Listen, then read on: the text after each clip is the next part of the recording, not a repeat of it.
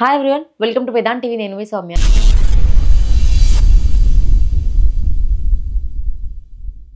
ఈరోజు మన ముందు ప్రముఖ జ్యోతిష్య నిపుణులు కిరణ్ శర్మ గురువు గారు ఉన్నారు. ఒకసారి మాట్లాడదాం. నమస్తే గురుగారు. అఖండ ఐశ్వర్యమస్తు ఆనంద సిద్ధిరస్తమ. సో ప్రజెంట్ టాపిక్ ఏంటి అంటే, ఒక ఆమెకి నేను నాగరాణిని, లేకపోతే వాళ్ళ లవర్ కార్తికేయ, వాళ్ళ ప్రియుడట. వాళ్ళకి దాదాపు మనుషులకి 7 జన్మలు ఉంటాయని విన్నాం. కానీ 7 జన్మలలో కూడా మనుషులు ఏదైనా కార్యం అనుకుంటే ఆ కార్యం అవ్వకపోతే మళ్ళీ మనుషులుగా పుట్టే ఛాన్స్ ఉందా? లేకపోతే ఏ పాముగానో, లేకపోతే ఏ గ్రద్దగానో ఇట్లా ఏమైనా పుట్టే ఛాన్స్ ఉందా? ఒకటి శాస్త్రంలో మనకు చెప్పబడింది 7 జన్మలు ఉంటాయనే విషయం స్పష్టంగా చెప్పబడింది. అంటే పునర్జన్మ రాహిత్యం కోసం మనం చేసేటువంటి పిండ ప్రదానాలు, తర్పణాలు చాలా ఉంటాయి. ఇప్పుడు మనము ఈ చనిపోయిన తర్వాత మనం చేసేటువంటి కర్మలలో స్పష్టంగా ఈ మంత్రం ఉంది, పునర్జన్మ రాహిత్యం, అంటే పునర్జన్మ లేకుండా అనేది స్పష్టంగా ఉంది. అలాగే మీకు గరుడ పురాణంలో చెప్పబడుతుంది, మనిషికి 7 జన్మలు ఉంటాయనే విషయం స్పష్టంగా చెప్పబడుతుంది. ఆయా పాపకర్మల్ని బట్టి వాళ్ళు జంతువులుగా పుట్టాలా, మానవులుగా పుట్టాలనేది శాస్త్రంలో చెప్పబడింది. కానీ పునర్జన్మ ఉంటది అనేది శాస్త్రం సమ్మతమే. అందులో మీకు ఎటువంటి అనుమానం అక్కర్లేదు, స్పష్టంగా ఉంది దాంట్లో. మీకు 7 జన్మలు ఉంటాయని విన్నాం. ఈమె మొదటి జన్మల ఈమె నాగరాణి. మరి నాగరాణికి కూడా జన్మ ఉందా, మళ్ళీ ఇంకో జన్మ అని? ఒకటి అదే అంటాను. ఇప్పుడు మానవులకే 7 జన్మలు చెప్పారు, మానవులకు మాత్రం 7 జన్మలు. నాగరాణిగా ఉన్నటువంటి వ్యక్తి, అంటే నాగరాణి అంటే ఏమిటి? నాగలోకం అనేది అది దైవత్వం. కాబట్టి దైవత్వం ఉన్న వాళ్ళు మన మనిషికి ఎందుకు పుడతారు? లాజిక్ అర్థం చేసుకోవాలి మీరు. నాగత్వం అనేది దైవలోకంలో ఉన్నటువంటి నాగమణి, నాగరత్నము, నాగ దేవత అంటే దేవత. దేవతతో ఉన్న వాళ్ళు మళ్ళీ మనుషులుగా పుట్టే అవకాశం కష్టం, దుర్లభం. ఎందుకంటే ఒక మంచి స్థాయికి వెళ్ళిపోయిన తర్వాత డిమోషన్ ఎందుకు అవుతారు? దే విల్ ప్రమోషనే. అందులో భగవత్ స్వరూపంలో వాళ్ళు తప్పకుండా ప్రమోషన్ అవ్వాలి. లేదా నాగదేవత కాస్త శంకరుణ్ణి చేరిపోవాలి, అంటే శంకరుల్లో చేరిపోవాలి, శంకరుల్లో కలిసిపోవాలి, లేదా విష్ణుమూర్తిలో కలిసిపోవాలి. అంతే తప్ప నాగదేవతగా ఉన్నటువంటి వ్యక్తి, దేవుడిగా ఉన్నటువంటి వ్యక్తి మళ్ళీ మనిషి రూపంలో పుట్టడం అనేది దుర్లభం. అంటే పాపకర్మ చేసుకుంటున్నాయి కదా. ఇప్పుడు మనిషి పాపం చేస్తాడు, మనిషి పాపాలు చేయడానికి చాలా ప్రియారిటీ ఉంటుంది. మనిషే ఎక్కువ పాపాలు చేస్తుంటాడు. అటువంటి పాపాలు చేస్తాడు కాబట్టి వాడికి ఎలుకలాగనో, పిల్లిలాగనో, చీమలాగనో పుట్టేటువంటి ప్రయత్నం చేస్తుంటారు. అవి జన్మలోకి వస్తాయి. మనిషికి 7 రకాల రూపాలు ఉంటాయని చెప్పబడుతుంది. అయితే మనిషిగానే పుడతాడని మీ ప్రశ్న అడిగితే పుట్టవచ్చు కూడా అవకాశం ఉంది.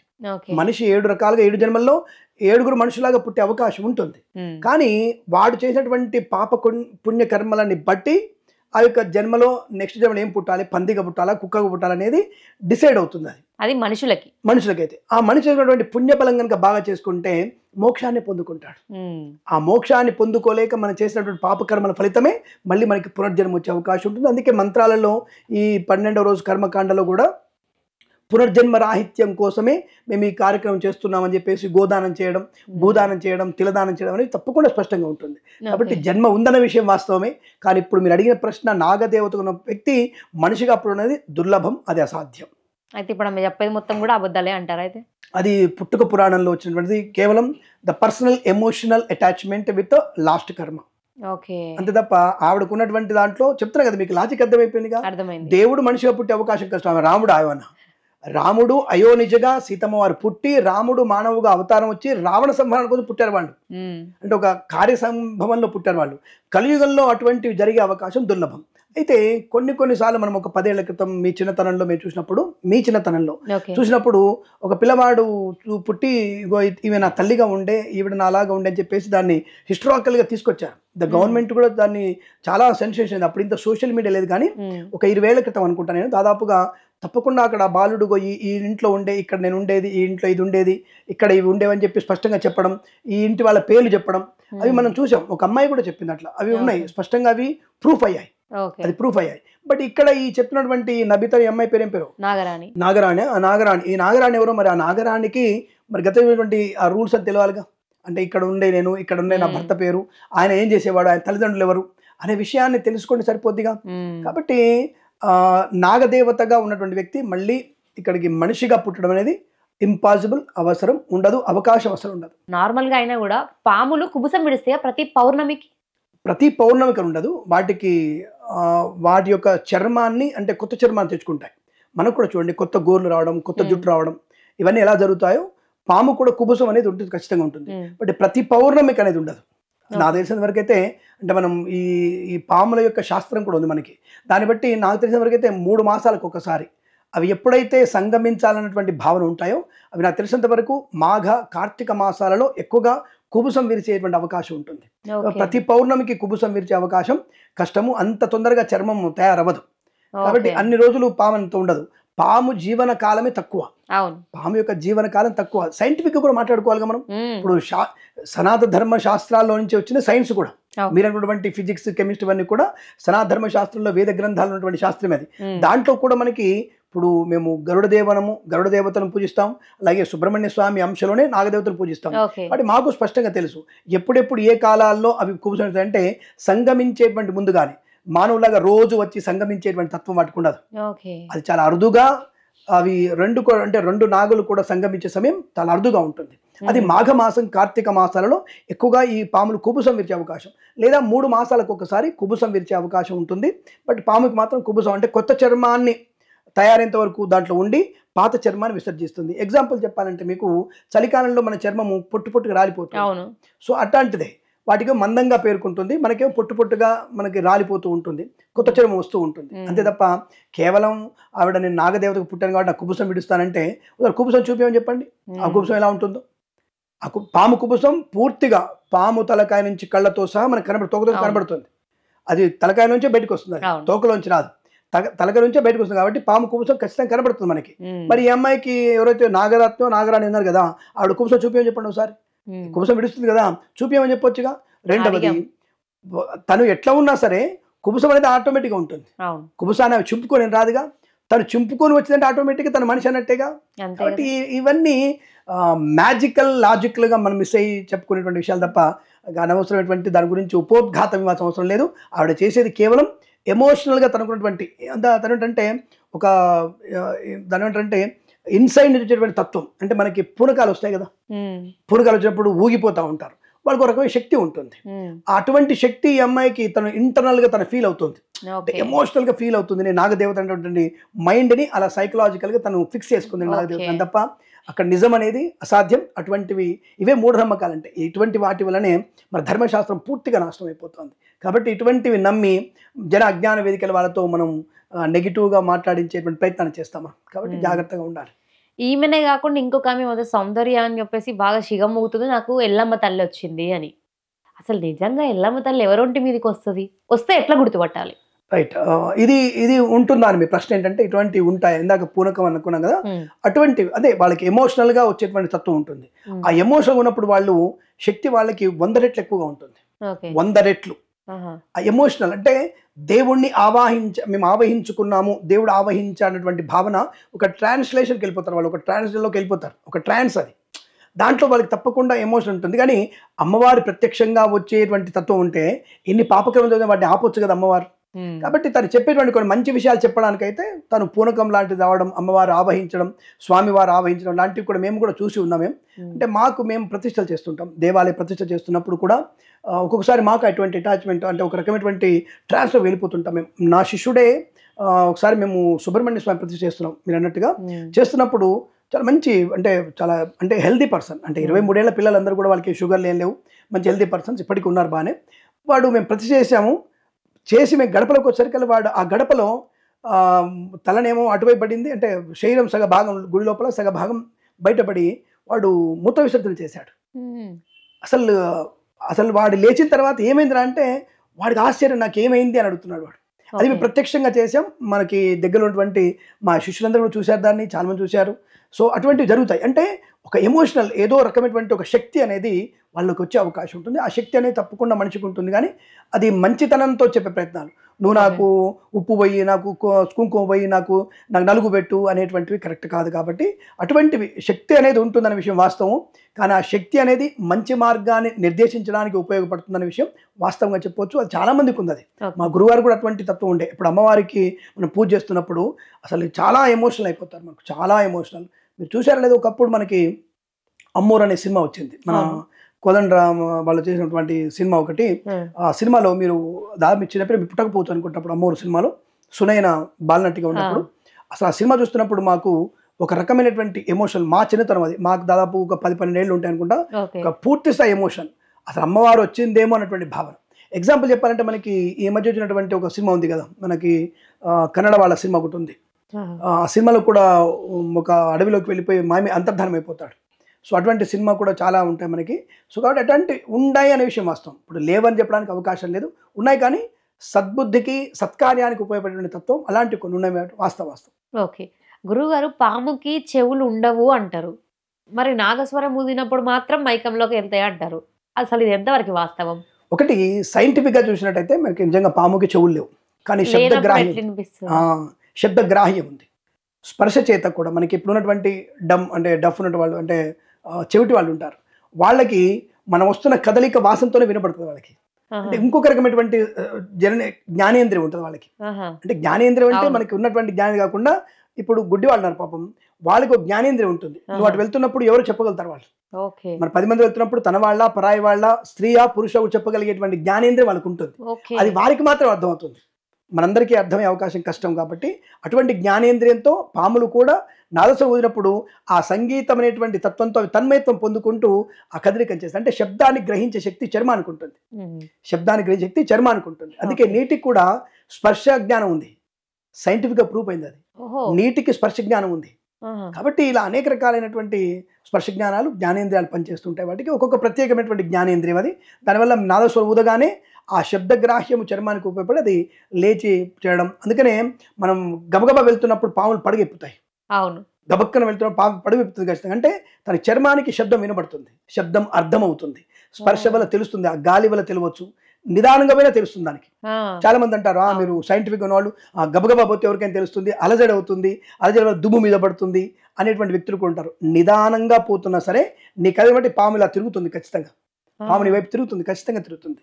చెవులు వినపడవు కానీ తనకి స్పర్శ జ్ఞానేంద్రియం ఉంది దానికి. అట్లా ఓన్లీ నాగపాములకే మైకం వస్తుందా, లేకపోతే ఏ పాముకైనా బూర ఊదినప్పుడు వస్తుందా మైకం?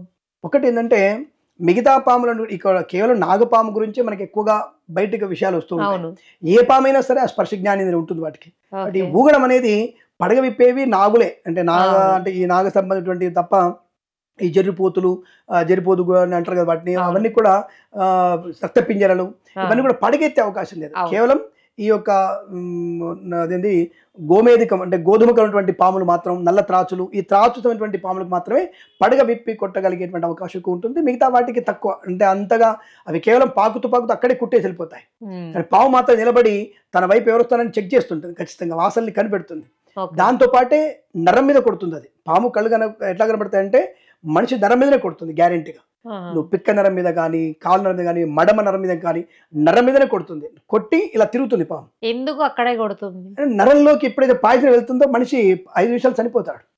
నరం మీద కొట్టాలి. దాని యొక్క భావన ఏంటి? శత్రువుని ఒకే దెబ్బకి చంపేయాలి. కాబట్టి కొట్టిందంటే తిరుగుతుంది పాము. ఎప్పుడైతే పాము కొట్టి ఇలా ఉండదు, పాము కొట్టి ఇలా తిరుగుతుంది ఖచ్చితంగా. ఇంకా దాని విషం అనేది పళ్ళ నుంచి రావాలిగా, ఇలా ఉంటాయి పళ్ళు.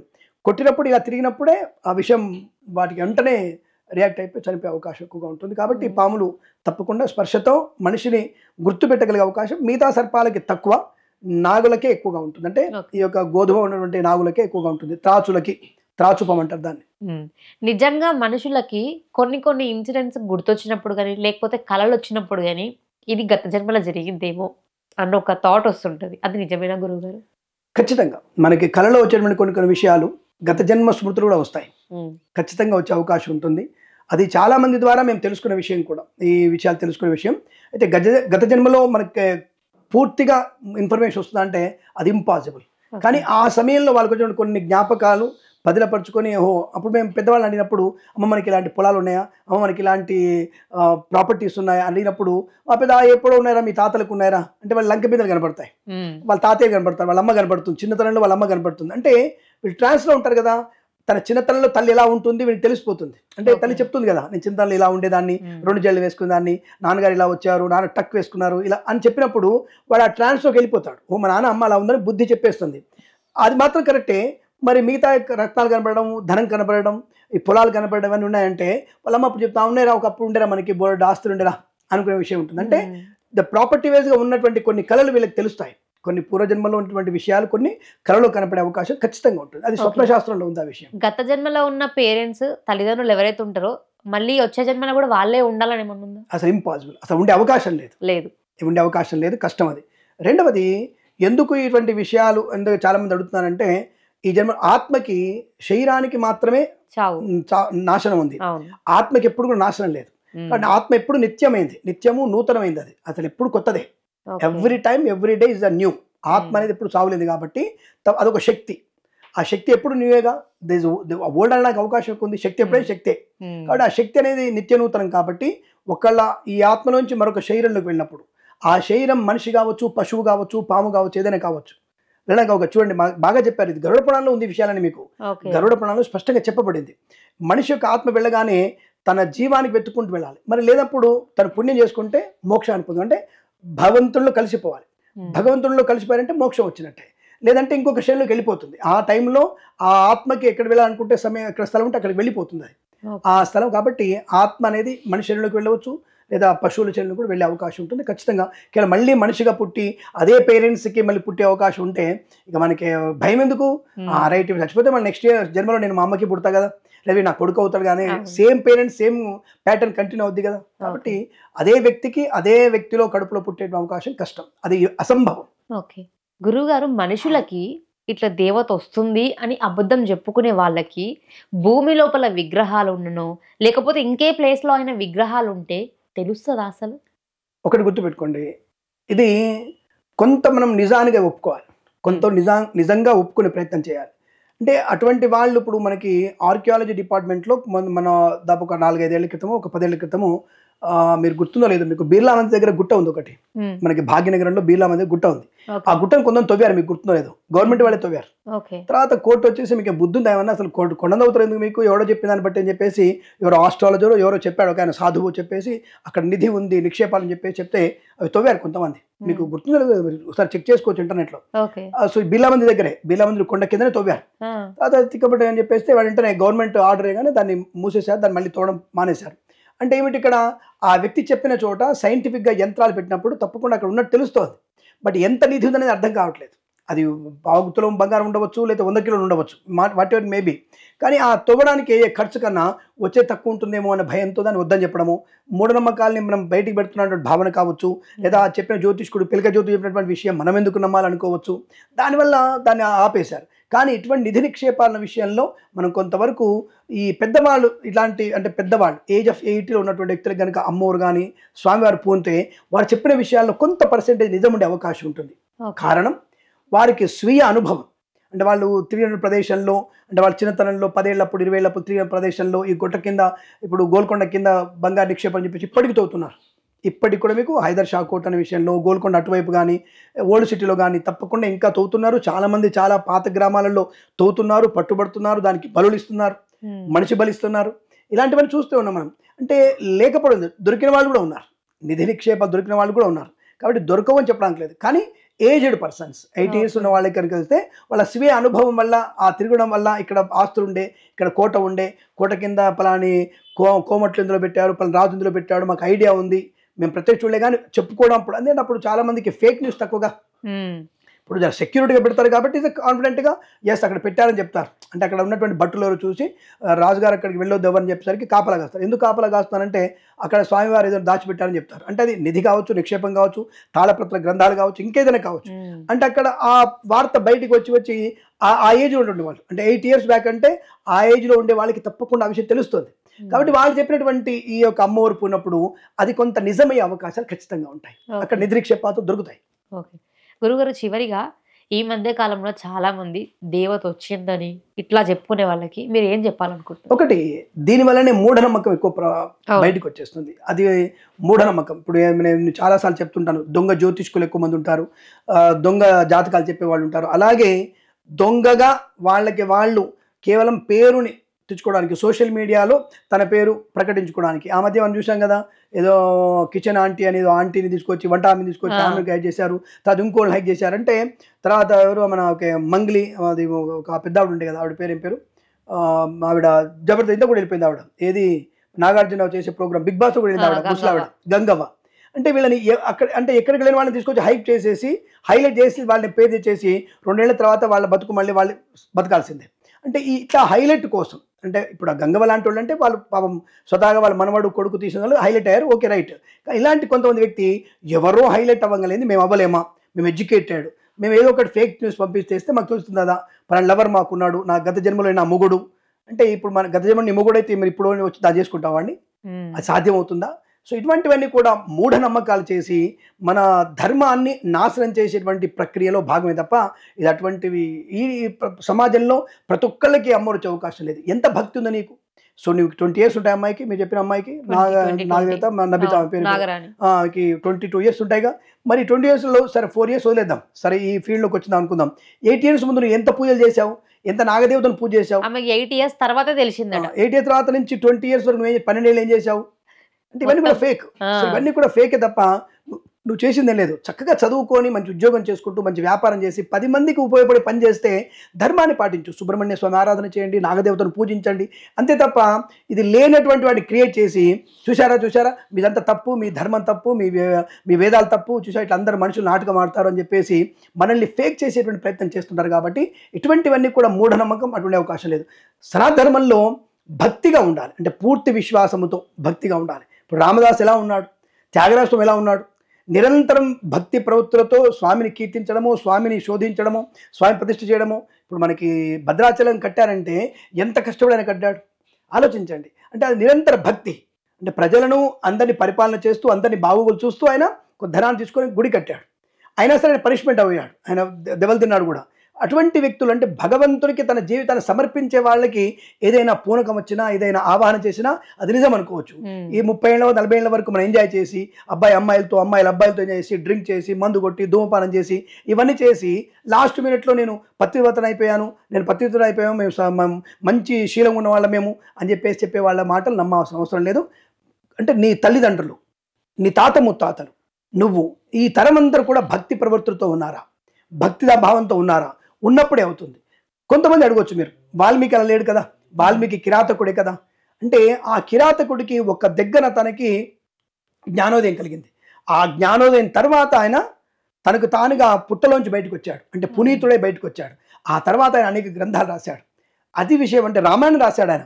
ఎప్పుడు జరగబోయేటువంటి రామాయణాన్ని కళ్ళతో కట్టినట్టుగా చూసి రాశాడు ఆయన. అది భక్తి భావన, అది తత్వం. కానీ అది ఒక పూనకమేగా. జరగబోయే విషయాన్ని పూర్తిగా రాసినటువంటి వ్యక్తి మరి అది పూనకం కాకపోతే ఏమంటారు దాన్ని? అంటే పూనకం అంటే ఒక రకంగా ఉండక్కర్లే, ఓ అని జడలు కట్టుకొని మండలు పట్టుకొని అవ్వడం పూనకం కాదు. భగవంతుణ్ణి తన కళ్ళతో ప్రత్యేక చూస్తూ దాని గురించి ఇన్ఫర్మేషన్ ఇవ్వడం. నువ్వేమి ఇన్ఫర్మేషన్ ఇస్తున్నావు? అటువంటి ఇన్ఫర్మేషన్ ఇవ్వగలిగితే మంచి తప్ప లేనిపోయినటువంటి తరతరాల నుంచి లేనటువంటి భక్తి సడన్గా 8 ఏళ్ళకి వచ్చి 12 ఏళ్ళు మాయమైపోయి గత 2 నెలల నుంచి 3 నెలల నుంచి సోషల్ మీడియాలో హైలైట్ కోసం అని వచ్చేటువంటి ఈ నాగరాజు లాంటి వాళ్ళు కానీ, ఇంకొకళ్ళు ఎవరైనా సరే, ఆ సౌందర్య కానీ, ఇంకొకళ్ళు కానీ ఎవరైనా సరే, ఇవన్నీ కూడా ఈ పుట్టుక పురాణాలు వచ్చినటువంటి క్షణికమైనటువంటి పూనకాలు తప్ప, ఆ క్షణికమైనటువంటి నాగదేవత ఆవాహనం తప్ప ఆవిడకి నాగదేవత ఆవహించలేదు, ఆవిడకి కుబుసము రాదు, ఆవిడకి ఎటువంటి దైవిక శక్తులు లేవు. ఆవిడ చెప్పిన విషయాలు నమ్మి ఎక్కడో పోయి దొవ్వి విగ్రహాలు తవ్వి ధనం తవ్వి అటువంటి సమయాన్ని వృధా చేసుకోవద్దు. ప్రభుత్వాన్ని ప్రజలని పక్కదో పట్టించే ప్రయత్నం చేయకూడదు. ఆ విషయాన్ని గుర్తుపెట్టుకోండి. దానికి మళ్ళీ మా పురాణ శాస్త్రాలకి, జ్యోతిష్ శాస్త్రానికి ముడిపెట్టి మమ్మల్ని తప్పుగా మాట్లాడించే ప్రయత్నం చేయకూడదు. ఆ విషయాన్ని భక్తులు గుర్తించాలి, మన ప్రేక్షకులు గుర్తించాలి. మన ఛానల్ ద్వారా మూఢనమ్మకం మంచిది కాదు, అంటరానితనం మంచిది కాదు, కానీ శాస్త్రీయమైనది, వైదికమైనది, ఎప్పుడు కూడా ఆచరణీయమైనది అనే విషయాన్ని గుర్తించాలి. నిజంగా మా ఆడియన్స్కి కొన్ని కామెంట్స్ చేసిరు ఇట్లాంటివన్నీ కూడా నిజంగా ఉంటాయా, పాములకు చెవులు ఉండవు కదా అని. ఈరోజు అందరికి ఒక క్లారిటీ వచ్చింది అనుకుంటున్నాను. శాస్త్రీయ దృక్పథం కావాలి. శాస్త్రీయ దృక్పథంతో పాముకి ఎటువంటి ఇప్పుడు చెప్పాను, మీకు అర్థమైంది. అవును, నీటికి స్పర్శ ఉందనే విషయం సైంటిస్టులు కనుక్కున్నారు. నీటికి స్పర్శ ఉందనే విషయం మీకు నెట్లో కొట్టని తెలిసిపోతుంది. ఏది అబద్ధం చెప్పే కాదు. అందుకే అంటాను, మనకి వేద మంత్రాల్లో కూడా నీటికి ప్రాధాన్యత ఎక్కువగా ఉంటుంది. శక్తి ఎక్కడ వస్తుంది అంటే నీటిలోంచి వస్తుంది. దానికి ఇమమ్మే వరుణ స్వధీయవాచ పద్భ్యాచముడయ తామవస్యురాచకే, వరుణదేవుడికి విపరీతమైనటువంటి బలం ఉంటుంది, చాలా అసలు ఎక్కువ బలం ఉంటుంది వాటికి. కాబట్టి అటువంటి వరుణదేవుణ్ణి మంత్రాలతో పూజించి ఆవాహనం చేసుకోవాలి. అంతే తప్ప పంచభూతాలని పూజించగలిగే శక్తి ఉన్నటువంటి వైదిక గ్రంథాన్ని వదిలిపెట్టి పిచ్చి పిచ్చిగా మనం చేసేటువంటి పనులన్నీ కూడా వేదానికి నెగిటివ్గా వెళ్ళిపోయి ఏదో మా గురించి మళ్ళీ అజ్ఞాన వేదికల వాళ్ళు మా మీద ఫోకస్ చేసి, గోరీలు ఉంటారు కదా కొంతమంది, వీళ్ళందరూ కూడా మా మీద ఫోకస్ చేసి దేవుళ్ళు లేడు తప్పు, మీరు అబద్ధమోళ్ళు అనేటువంటి ప్రక్రియ జరుగుతుంది. అలాంటి వాళ్ళకు ఒకటే సమాధానం. ఇప్పుడు జరుగుతున్నటువంటి కుంభమేళ చూశారుగా, ఒక రోజుకి 2 కోట్ల మంది, 3వ రోజు 5 కోట్ల మంది స్నానాలు చేస్తున్నారంటే దాదాపుగా 45 నుంచి 53 కోట్ల మంది ఇప్పుడు ఈ 40 రోజులలో స్నానం చేసేటువంటి శుభమైనటువంటి సమయం. మరి ఆ నీటికి అంత పవర్ లేకపోతే అంతమంది ఎందుకు వెళ్తారు అంటే మీరు మూఢనమ్మకం అంటారు. అది మరి నమ్మకం ఎందుకు అనుకోరు మీరు? ఒక వ్యక్తి ఎక్కడానికి కానీ, ఒక వ్యక్తి అయినా తెలుసుకోవడానికి కానీ చేసే ప్రయత్నం మూఢనమ్మకం అంటే అనుకుంటే ఎట్లా? ఇప్పుడు ఒక ఆయన పండు చెట్టు నుంచి కింద పడ్డదని చెప్పారు, ఈ సైంటిస్ట్ ఎవరో కింద పడ్డది అన్నారు అంటే మీరు ఏం చెప్పారు? ఇప్పుడు ఆ భూమికి ఆకర్షితం చెప్తున్నారు. నువ్వేం చెప్తున్నావు అసలు? నువ్వు నీకెలా తెలుసు అంటే ఆ చెట్టు నుంచి పండు కింద పడ్డది అంటే చూసిన దాన్ని విశదీకరిస్తున్నావు, అంటే చూసిన దాన్ని చెప్తున్నావు అంతవరకే. నువ్వు అనుకోలేగా, నువ్వు కనుక్కున్నది కాదు కదా తత్వం. దానికి భూమికి ఆకర్షక్తి ఉందనే విషయం స్పష్టం చెప్తుంది. అందుకే మంత్రంలో ఉంది భూమిర్భూమ్యాకృత్పతి పృథివ్యా. అసలు భూసూక్త మంత్రంలోనే ఉంది భూమి ఆకర్షించే తత్వం ఉంటుంది అని చెప్పబడుతుంది. మరి ఎందుకు చెప్పలేదండి మీరు ఇన్ని రోజుల నుంచి అని అడిగే వాళ్ళు ఉంటారు. ఇన్ని రోజులు ఏం చెప్పలేదు అంటే ఇప్పుడు మీకు అటానమిక్ ఎనర్జీ తెలుసుగా. ఇప్పుడు మనకి జపాన్ మీద అమెరికా వేసినటువంటి బాంబు, అణుబాంబు వేసాడు కదా, ఎంతవరకు ప్రమాదం జరిగింది? ఇప్పుడు అటువంటి అణుబాంబు గురించి మీకు ఎందుకు చెప్పకూడదు? చెప్తే ఏమవుతుంది? మీకు ఎందుకు చెప్పకూడదు? మీలాంటి వాళ్ళకి మళ్ళీ ఎందుకు చెప్పకూడదు? ఎందుకు చెప్పకూడదు? నాకు ప్రశ్నకు సమాధానం కావాలి. ఇప్పుడు అణుబాంబు తయారు చేసి అణుబాంబు ప్రయోగించి వాళ్ళు కూడా చేసి వాళ్ళు కూడా నాశనం అవుతారేమో అంటే వాడు చిన్న క్షణికావేశానికి కూడా ప్రమాదంలో పడేస్తాడు. క్షణికమైన ఆవేశంలో ప్రమాదంలో పడేసే అవకాశం ఉంటుంది కాబట్టి వాడికి అణుబాంబు గురించి చెప్పారు. విషయాన్ని బయట అమ్మరు. ఏది పాము విషయాన్ని బయట అమ్మరు. ఎందుకు అమ్మరు? ఎందుకు బయట పాము విషయం ఎందుకు అమ్మరు వాళ్ళు అన్న విషయాన్ని గ్రహించారు మనం. అటువంటి పాము అమ్మడం ఏంటంటే ప్రతి ఒక్కళ్ళు ఇప్పుడు సైనైట్ని బయట అమ్మరు మనకి. ఎందుకు? అది ఎవరికి ఎంతవరకు ఎక్కడ అమ్మాలి ఎప్పుడు అమ్మాలనే విషయాన్ని తెలుసుకునే ప్రక్రియ ఉంటుంది. 10 చెడ్డవాడి చేతులకు వెళ్ళిపోతే ప్రమాదంలో పడుతుంది కాబట్టి ఎట్టి చెడ్డవాడికి దాన్ని ఆ విషయం చెప్పరు. అలాగే వైదిక గ్రంథాలటువంటి కొన్ని సూక్ష్మమైనటువంటి విషయాల్ని ఎవరికి చెప్పరు. ఎందుకమ్మా? ఒక అస్త్రాన్ని తయారు చేసి చేయొచ్చు. అధర్వణ శాస్త్రంలో ఒక అస్త్రం తయారు చేసి ఒక మనిషిని చంపొచ్చు. ఇక్కడి నుంచి మొదలు పెడితే ఇక్కడ ఉన్నటువంటి వ్యక్తిని చంపొచ్చు ఈజీగా. మరి ఇప్పుడు మీరు దానికి అప్పుడే నవ్వారు అందరు. ఏంది ఎంట్రావరో బాణం వేస్తే అది నిప్పులని పోయి ఇంకొక తగిలి కింద పడుతుంది అంట అన్నారు. మరి ఇప్పుడు రాకెట్ లాంచర్స్ ఏమవుతున్నాయి? ఇప్పుడు ఇజ్రాయెల్ వేసే బాంబుల్ని వాడు ఇరాక్ కూడా ఎలా ఆపుకుంటున్నాడు వాడు? అంటే ఇదంతా కూడా ఇప్పుడే మీరు ఒప్పుకుంటారా సైంటిఫిక్ గా? అప్పుడే సైంటిఫిక్ కాదా? అంటే అప్పుడు సైంటిఫిక్ వేరు, ఇప్పుడు సైంటిఫిక్ వేరు. అంటే ఇప్పుడు చేస్తే ఎంట్రావరావు చూసి రాజీనామా చూసి నవ్వుకున్నారు, అప్పుడు చూసి ఇప్పుడేమో ఇరాన్ బాంబు వేసాడు రా, 235 కిలోమీటర్లు వెళ్ళిపోయింది అది, దాన్ని ఇరాక్ కూడా ట్రాక్ చేశాడు. దాన్ని ఎలా చేశాడు అంటే గాలి తిరుగుతాయి రెండైతే మీకేం కనబడలేదు, చుట్టేం కనబడలేదు అంటే గాలి తిరుగుతాయి. వాడు ఎక్కడుండి ఆపరేట్ చేస్తున్నాడు. అది కూడా మంత్రంలో ఆపరేట్ చేయగలిగేటువంటి అస్త్రాలు ఉన్నాయి. అటువంటి అస్త్రాల గురించి ఎవరికి తెలియకూడదనే గుప్తంగా దాచిపెట్టారు వీటిని. ఈ విషయాన్ని గ్రహించే ప్రయత్నం చేయాలి. అటువంటి గ్రంథాలనే మనకున్నటువంటి దరిద్రపు వ్యక్తులందరూ కూడా మన యొక్క అనేకమైనటువంటి నలంద విశ్వ గ్రంథాలు తీసుకెళ్లి తగలబెట్టి నాశనం చేశారు. దానివల్లనే సగం సగం తెలిసినటువంటి బుద్ధి, ఇప్పుడు మీరు వచ్చేటువంటి నాగరత్నం ఉన్నారు కదా, ఈ సగం సగం మిడిమిడి జ్ఞానం ఉన్నటువంటి వ్యక్తులు ఇవందరూ కూడా అటువంటి పూర్తి స్థాయి వాళ్ళకి ఇన్ఫర్మేషన్ ఉండదు. కాబట్టి ఇటువంటి మూఢనమ్మకాన్ని నమ్మకూడదు. శాస్త్రీయమైనది వేద గ్రంథాలు ఉన్నటువంటి విషయాన్ని తప్పకుండా నమ్మవచ్చు, ఆచరణీయమైన వైపు అని చెప్పవచ్చు మనం. థ్యాంక్ యూ గురుగారు. శుభమస్తు. ఓ క్లారిటీ వచ్చిందని అనుకుంటున్నాను. సో ఇదనమాట. ఇట్లాంటి అసలు ఫస్ట్ ఆఫ్ ఆల్ నమ్మకండి.